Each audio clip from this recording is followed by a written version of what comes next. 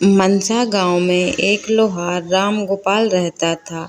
उसका एक भरा पूरा परिवार था, जिसका लालन पालन करने के लिए उसे कई बार दिन रात काम करना पड़ता था। रोज की तरह आज भी काम पर जाने से पहले राम गोपाल ने अपना खाने का डिब्बा बांधने के लिए अपनी पत्नी से कहा। पत्नी जब डिब्बा लेकर आई तो राम गोपाल ने कहा, मुझे आज आने में देर हो जाएगी, शायद मैं रात को ही आऊं। इतना कहकर राम गोपाल अपने काम पर निकल गया। काम पर जाने का रास्ता एक जंगल से होकर गुजरता था। वहां जैसे ही राम गोपाल पहुंचा, उसे कुछ आवाज सुनाई दी। जैसे ही राम गोपाल कुछ पास गया तो उसने देखा कि एक साधु भगवान का मंत्र जपने के साथ ही हंस रहा है। हैरान होकर राम गोपाल ने पूछा, आप ठीक हैं? उस साधु को राम गोपाल नहीं जानता था, लेकिन साधु ने एकदम से उसका नाम लेकर कहा, आओ राम गोपाल बेटा, मैं तुम्हारा ही इंतजार कर रहा था। मैं भूखा हूँ, मुझे अपने खाने के डिब्बे से कुछ खिला दो। बाबा से अपना नाम सुनकर राम गोपाल हैरान था, लेकिन उसने कोई सवाल नहीं किया और सीधा अपना खाने का डिब्बा निकालकर उन्हें दे दिया। देखते ही देखते बाबा ने राम गोपाल का सारा खाना खा लिया। उसके बाद उस साधु ने कहा, बेटा, मैंने तो सारा खाना खा लिया, अब तुम क्या खाओगे? मुझे माफ करना। राम गोपाल ने कहा, कोई बात नहीं बाबा, मैं काम के लिए बाजार जा रहा हूँ, तो मैं वहीं कुछ खा लूँगा। यह सुनकर उस साधु ने राम गोपाल को खूब आशीर्वाद दिया और भेंट के तौर पर एक हथौड़ा दे दिया।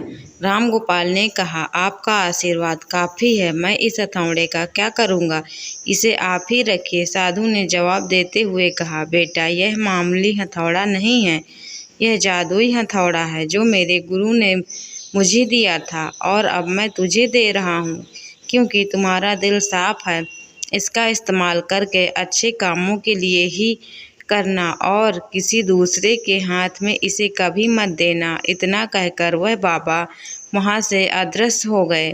राम गोपाल ने अपने हाथों में हथौड़ा लेकर बाजार काम करने के लिए चला गया। औजार बनाने से पहले उसके दिमाग में आया कि आज इसी हथौड़े से लोहा पीटता हूँ। जैसे ही उसने लोहे पर हथौड़े से चोट मारी, वो सीधा औजार बन गया। दूसरी चोट में लोहे के बर्तन बन गए। इसी तरह रोज राम गोपाल उस हथौड़े से जल्दी काम खत्म कर लेता और कई बार ज़्यादा बर्तन बनाकर उन्हें गांव के लोगों को भी बेच देता। धीरे धीरे उसके घर के हालात पहले से कुछ ठीक होने लगे। एक दिन गांव का मुखिया उसके घर आया और बोला, हम गांव वालों को शहर जाने में बहुत ज़्यादा समय लगता है, क्या तुम अपने हथौड़े से गांव और शहर के बीच आने वाला एक पहाड़ तोड़ने में मदद करोगे? इससे बीच में एक सड़क बना लेंगे और गांव से शहर का सफ़र आसान और छोटा हो जाएगा। मुखिया की बात सुनकर राम गोपाल ने उसे जादुई हथौड़े से उस पहाड़ को तोड़ दिया। मुखिया और गांव के लोग बहुत खुश हुए और उसे खूब शाबाशी दी। पहाड़ तोड़ने के बाद घर लौटते समय लोहार के मन में हुआ कि इस जादुई हथौड़े से मेरा काम जल्दी हो जाता है, लेकिन कुछ ज़्यादा फ़ायदा तो नहीं हो रहा है। इसी सोच में डूबे हुए लोहार घर जाने की जगह दुखी होकर जंगल की तरफ चला गया। उस जंगल में वही साधु बाबा लोहार को दोबारा दिखा। लोहार ने उन्हें अपने मन की सारी बातें बता दी। साधु ने कहा, इसका उपयोग सिर्फ औजार और बर्तन बनाने व पहाड़ तोड़ने तक सीमित नहीं है। इससे तुम अपने मन का कुछ भी बना सकते हो और किसी भी कठिन चीज़ को आसानी से तोड़ सकते हो। राम गोपाल ने अच्छे से साधु बाबा से उस जादुई हथौड़े को इस्तेमाल करने का तरीका सीखा। उसके बाद राम गोपाल ने बहुत धन कमाया। आज राम गोपाल एक अमीर आदमी बन गया है।